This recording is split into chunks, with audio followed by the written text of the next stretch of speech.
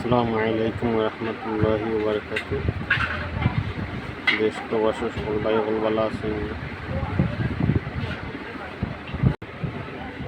অতিক্রম এই অষ্টম দিনও পরিবেশ,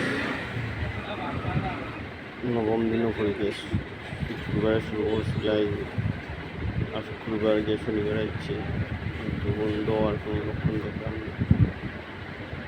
ইসরায়েল হামলার পিছনে আমি নিন্দাই করব।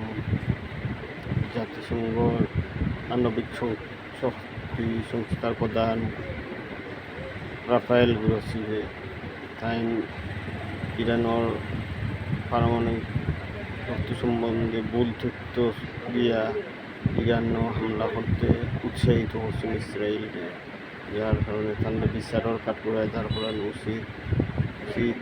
আমেরিকার নিরাপত্তা গোয়েন্দা নিরাপত্তা সংস্থার প্রধানরে তাই ভুল তথ্য দিয়েছে, যার কারণে ইরান হামলা করছে।